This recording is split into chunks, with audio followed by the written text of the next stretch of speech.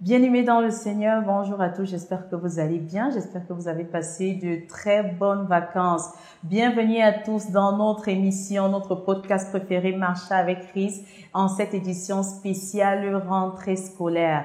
Le Seigneur nous a préservés tout au long de ces vacances, il a veillé sur nous, il a veillé sur nos tout petits et c'est la raison pour laquelle durant cette édition spéciale, nous allons déjà lui dire merci, mais nous allons aussi profiter pour discuter avec une maman ravissante qui va nous partager son expérience tout au long de ses vacances et aussi va nous donner quelques astuces de comment mieux gérer la rentrée scolaire des enfants.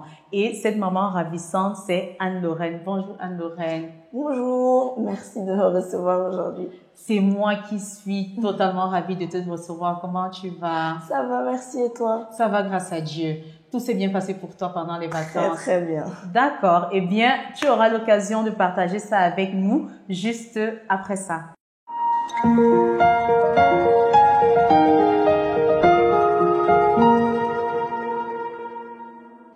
Une fois de plus, bien-aimés dans le Seigneur, nous vous souhaitons la bienvenue sur votre podcast préféré. Avant toute chose, vous savez, le Seigneur nous a dit nous devons commencer par la prière, terminer par la prière. Eh bien, nous allons commencer par la prière et la ravissante Anne-Lorraine va nous conduire dans la présence du Seigneur. Merci de me faire cet honneur-là. Merci Seigneur de nous permettre d'être là aujourd'hui, de pouvoir parler de toi afin que plus de personnes soient édifiées par ta parole.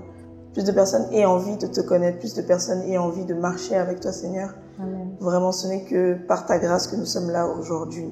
Merci d'avoir veillé sur nous durant ces vacances, d'avoir veillé sur nos enfants. Amen. Et de leur permettre de retourner à l'école aujourd'hui, Seigneur. Amen. Je prie également pour tous ces enfants qui ne peuvent malheureusement pas aller à l'école, afin que on puisse les aider, eux aussi, à aller à l'école, que leurs parents puissent avoir des métiers qui leur permettent de subvenir aux besoins de leurs enfants comme nous pouvons le faire aujourd'hui, Seigneur. Amen. Seigneur, vraiment, je prie pour ce podcast qui vraiment n'est créé que pour ta gloire. Amen. Que ce podcast aille d'oreille en oreille, Amen. de bouche en bouche, Amen. afin que tout le monde puisse être touché par toi, que plus de monde te suive, Seigneur. Amen. C'est dans le précieux nom de Jésus que j'ai prié. Amen. Amen.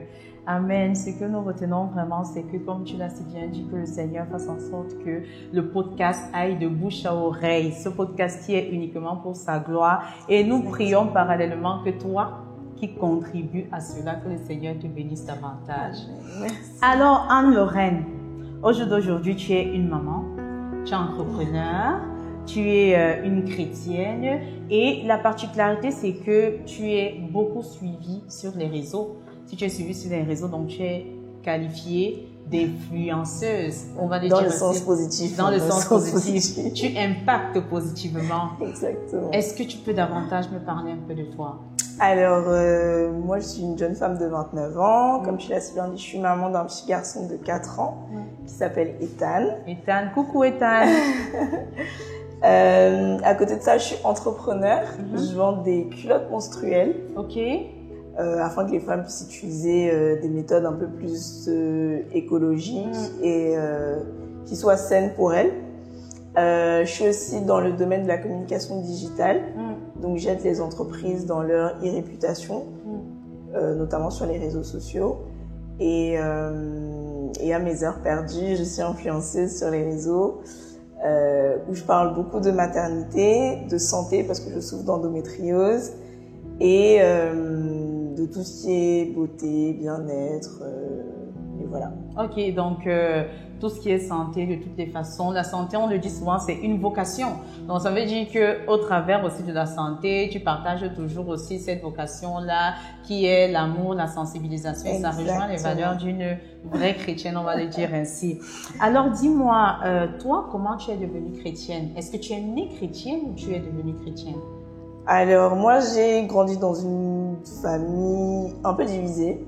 Ma mère est musulmane, mon père est chrétien catholique. Ok. Donc j'ai suivi la voie de mon père parce qu'il le voulait. Donc du coup, j'étais catholique depuis que je suis petite. J'ai été baptisée, communiée et tout ça. D'accord. Mais je n'avais pas vraiment cette relation-là avec Christ en fait. C'est que j'allais un peu à l'église parce qu'il fallait y aller. pas parce que j'avais un véritable lien avec lui. Et en 2017, j'ai traversé une grosse dépression et je me sentais vraiment très très seule. Je ressentais un gros vide en moi et que j'arrivais pas à combler. Donc j'allais sortir, j'allais boire de l'alcool, j'allais faire tout ce que les jeunes entre guillemets font. Mais quand je rentrais chez moi, je me sentais toujours perdue, sans repère en fait. Et en 2017, en juillet 2017, j'ai une amie, une grande sœur à moi, qui est venue, qui m'a approchée, qui m'a dit Anne-Lorraine, vraiment, j'aimerais prier pour toi, j'aimerais que tu rencontres Christ. Et c'est de là que je suis véritablement née de nouveau. Ok.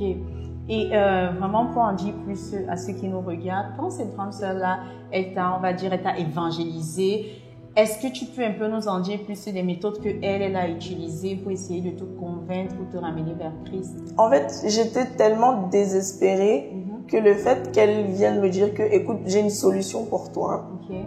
Il y a quelqu'un qui est prêt à t'aimer sincèrement. Je me suis dit, en fait, de quoi elle parle? Donc c'est la curiosité vraiment qui m'a emmenée à l'écouter.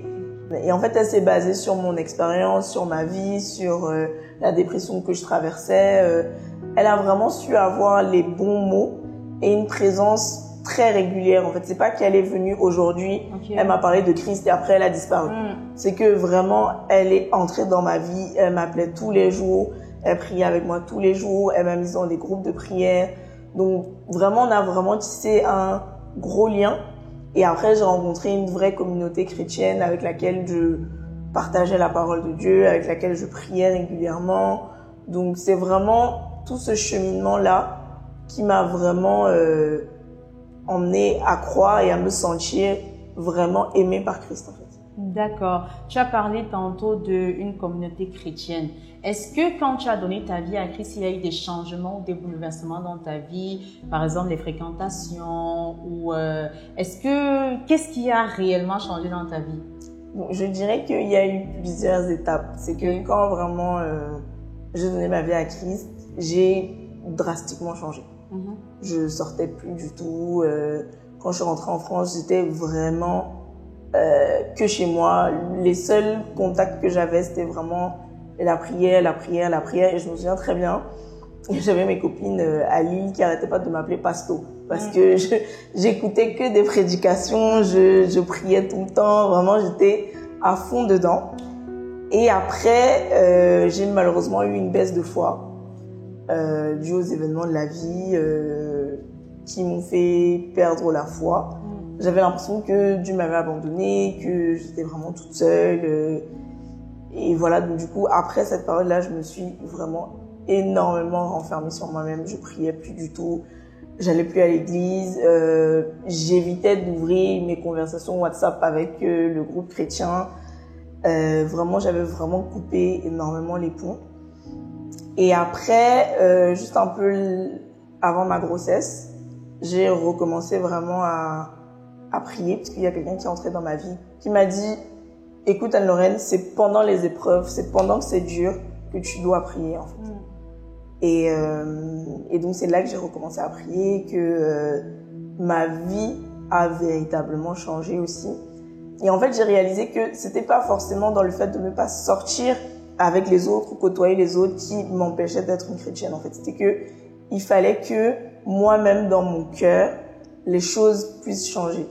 Donc du coup, je suis devenue beaucoup plus patiente. Je pardonne beaucoup et je sais énormément demander pardon.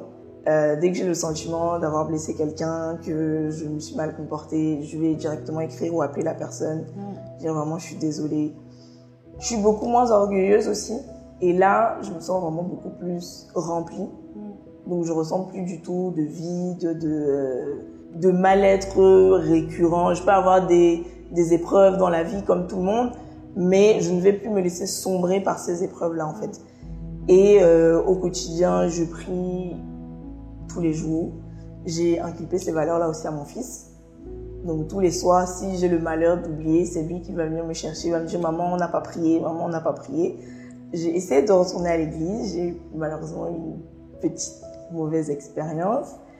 Mais ça m'a pas empêché de suivre les prédications en ligne, de prier régulièrement, d'essayer aussi d'emmener les personnes qui me côtoient, qui sont proches de moi, qui me suivent sur les réseaux, à connaître Christ et à le suivre. D'accord. Parce que ce que tu viens de dire, moi, ça m'interpelle vraiment. Tu sais que tu as parlé tu as donné ta vie à Christ, après tu as eu une baisse de foi. Maintenant, tu as eu une période, on va dire, de rétrogradation, s'il faut le dire ainsi. Mais l'élément vraiment qui, moi, me touche, c'est la partie où tu dis, c'est pas forcément le fait de côtoyer les autres qui pouvaient, on va le dire, t'emmener à pécher.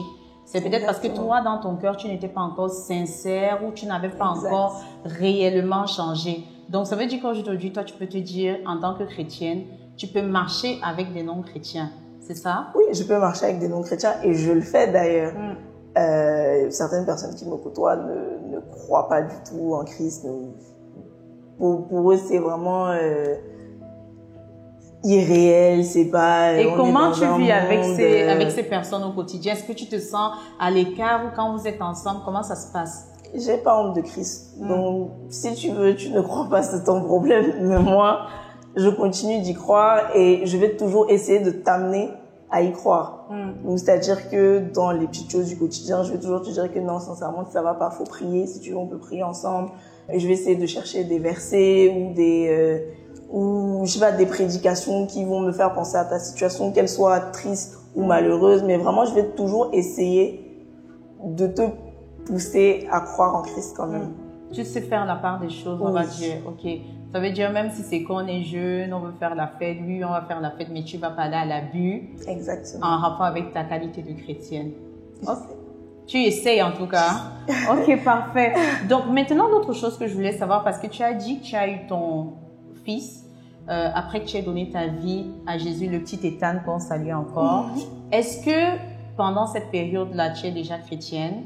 Tu es célibataire, ici c'est pour dire que tu n'es pas légalement mariée. Exactement. Comment est-ce que tu as vécu ce moment-là? Les premiers mois étaient très difficiles parce que du coup le père de mon fils est dans une famille très croyante. On s'en est voulu de pas avoir fait les choses correctement en fait. Et bon, au début on nous regardait un petit peu, on nous disait qu'on aurait pu mieux faire, qu'on aurait pu attendre le mariage, qu'on n'avait pas fait les choses correctement. Mais s'il y a bien une chose dont je me souviendrai toute ma vie, c'est que la grand-mère de mon fils, côté paternel, m'a toujours dit, parce que moi je culpabilisais énormément. J'avais le sentiment vraiment d'avoir échoué dans ma vie de chrétienne. Et elle m'a toujours dit que peu importe les péchés que j'ai commis, il faut pas que je me braque et que je renonce à continuer ma vie chrétienne en fait. Que je dois me repentir et recommencer à mener une vie chrétienne, à demander pardon à Dieu pour ce péché-là. En fait, elle m'a expliqué que ça devait vraiment augmenter ma foi et vraiment augmenter mon envie de toujours suivre Christ et de mieux faire les choses dans un futur proche. Je pense que l'on devrait vraiment mettre un arrêt sur cette phase-là parce qu'il y a beaucoup de chrétiens qui souvent ils ont la volonté d'arrêter l'alcool, que là où le péché abonde la grâce sur abonde. Exactement, amen. Son verset préféré. Donc souvent les chrétiens, j'ai décidé d'arrêter l'alcool, j'ai décidé peut-être l'abstinence, j'ai décidé. On veut bien le faire comme la Bible même le dit. On veut, mais la chair, souvent, elle est très faible. Exactement. Et comme dans ton cas, il y a souvent beaucoup de personnes qui culpabilisent et veulent même fuir Dieu. Donc, ce sera l'occasion pour nous vraiment d'interpeller toute personne qui serait dans ce genre de situation que toi, tu as pu vivre à l'époque, on va dire, et les encourager vraiment à persévérer dans le Seigneur. Dieu n'est pas venu pour les bons. Il dit qu'il est venu pour les pécheurs. Et quand tu reconnais déjà au fond de toi que tu es pécheur ou pécheresse, il est juste et fidèle pour te pardonner de tous tes péchés. Donc, ne te braque pas en te disant tu n'es pas digne parce que tu as fait X ou Y. Juste reviens à Dieu. C'est lui le meilleur ami. C'est vraiment tout ce qu'il veut, qu'on ne culpabilise pas et qu'on revienne à lui, qu'on reconnaisse qu'on est pécheur et qu'on a besoin de lui. Exactement. Et aujourd'hui, le petit Ethan, c'est ta petite bénédiction. Le Seigneur te l'a donné, c'est ta petite bénédiction. Et on espère et on prie en tout cas que demain, il soit un grand homme par la grâce de Dieu. Amen. Bon, dis-moi, toi maintenant, tu es suivi sur les réseaux. Comme on l'a dit, tu es une influenceuse positive.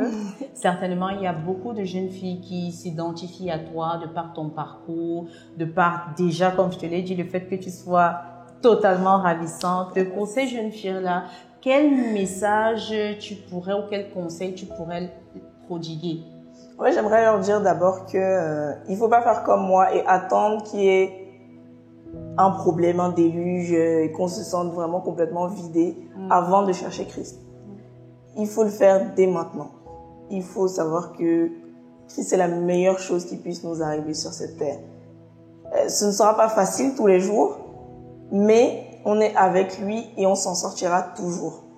Donc c'est vraiment le premier conseil que je dirais, c'est de suivre Christ parce que c'est vraiment la plus belle chose qui puisse nous arriver sur cette terre, sincèrement. Amen. Et maintenant, je me mets sans te couper à la place de ces jeunes filles-là et je te demande, Anne-Lorraine, comment faire pour suivre Christ? Sincèrement, j'aurais pas de recette miracle. Parce que moi, je pars du principe que chacun a sa relation avec Christ et que moi, j'ai pas forcément suivi un chemin prédéfini où j'ai pas eu un guide. Je dirais juste que va dans ta chambre, ferme ta porte et prie le Seigneur. Amen. C'est tout ce que je peux donner comme conseil. Amen. Amen. Donc, on va dire, va dans ta chambre, ferme la porte et prie le Seigneur et aussi aie le cœur ouvert. Exact. Souvent, on dit le Seigneur, il peut passer par n'importe qui. Pour ton cas, il est passé par une grande sœur qui s'est sacrifiée. Le Seigneur pour parle toi. tantôt d'une manière, tantôt d'une autre. Exactement. Donc, garde juste les oreilles bien grandement ouvertes et certainement le Seigneur s'adressera à toi.